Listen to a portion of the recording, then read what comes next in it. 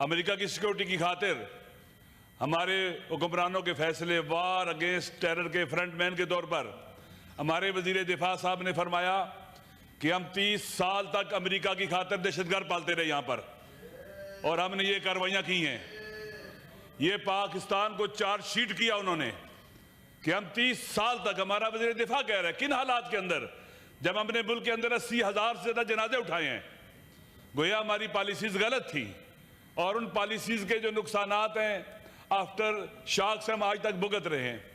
अब भी पाकिस्तान के हमारा दुश्मन स्टेप बाय स्टेप आगे बढ़ रहा है, आहिस्ता आहिस्ता आगे बढ़ रहा है।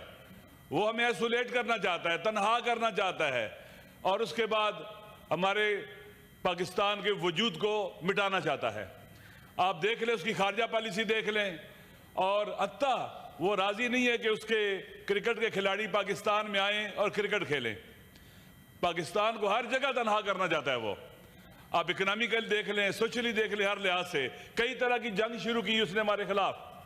वो दहशतगर्दों को भी सपोर्ट करता है, मीडिया वार भी कर रहा है, नफ्सियाती जंग भी लड़ रहा है, कोग्निटिव वार भी कर रहा है।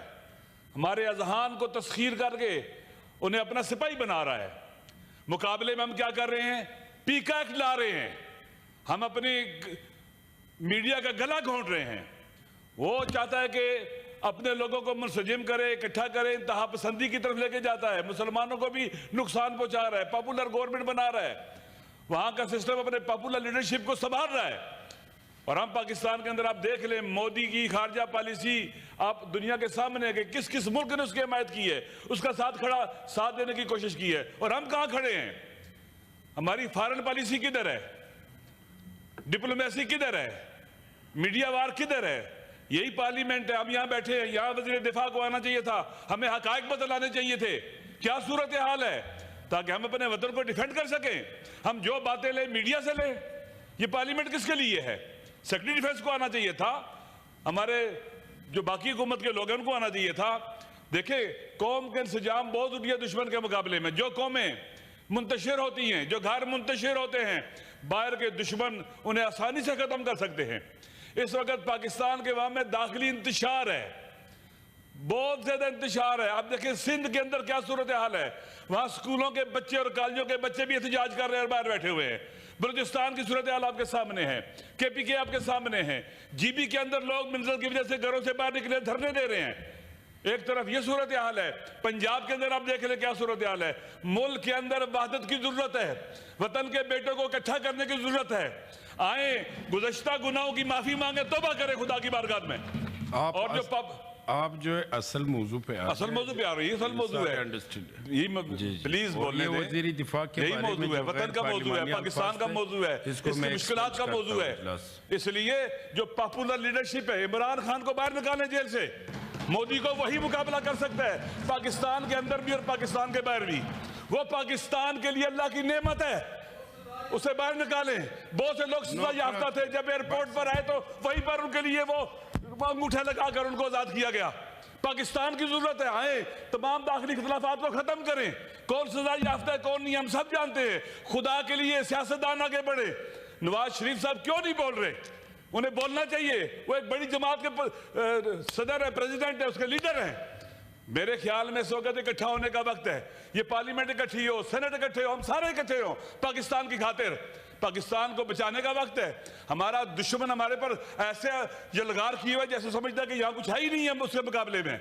इसलिए जरूरी है कि हम आए, कौम को इकट्ठा करें, अल्लाह पर एतमाद करें, अल्लाह पर तवक्कल करें। अमेरिका और उसके हवारियों की साजिशी जो स्ट्रेटजीज़ से बाहर निकले, पाकिस्तान को देखें, पाकिस्तान का सोचें। हम आज तक अमेरिका के आगे लेटे हुए थे। अमेरिका के जब भी नेशनल इंटरेस्ट का किसी दूसरे मुल्क के नेशनल इंटरेस्ट से कंट्राडिक्शन पैदा हो जाए तो अपने नेशनल इंटरेस्ट को, अपनी कौमी सलामती को तरजीह देता है। पाकिस्तान तबाह हुआ अमेरिका के साथ खड़ा होकर, पाकिस्तान तबाह हुआ चुप रहकर। गजा के अंदर जुल्म होता रहा, हम क्यों नहीं बोले? सदर पाकिस्तान ने ऐवान सदर में सब पार्टियों को बुलाया था, उनकी लीडरशिप को बुलाया था, और वहां पर गजा के हवाले से गुफ्तगू हुई थी। कहा गया था कि वहां पर एक कमेटी बनेगी। वो कमेटी कहां है जो दौरे करेगी, लोगों को बतलाएगी? किधर बनी है कमेटी?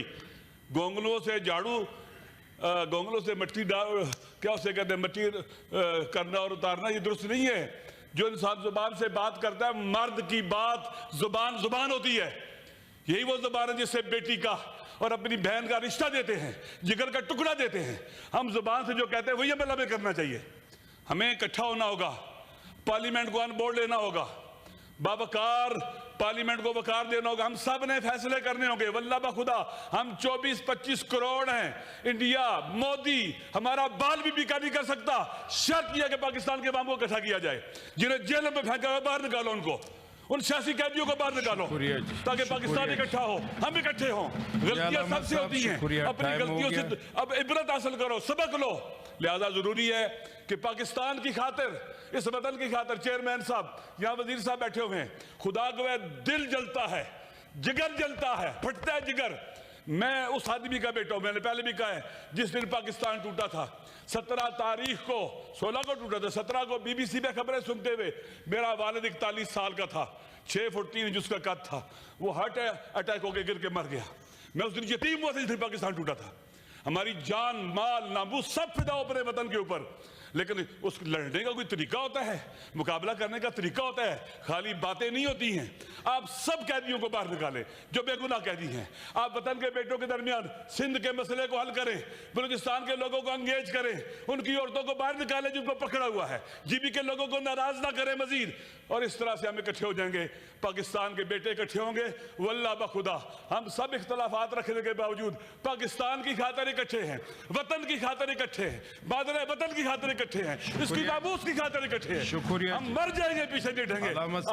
आए सेनेट से पैगाम कहना चाहिए, यहाँ हमारे वजीर बैठे हुए हैं, आए कौम को इकट्ठा करें, खुदा के लिए इकट्ठा करें और वो फैसले करें जो अक्ल कहती है, जो हमारा शऊर कहता है, जो हमारी बसीरत कहती है, जो इस वतन के फायदे में है वो करें। इंशाअल्लाह नहीं पाकिस्तान को कोई नुकसान नहीं पहुंचा सकेगा अगर हम नुकसान ना पहुंचाएं, अगर हम इकट्ठे हो जाए तो। शुक्रिया।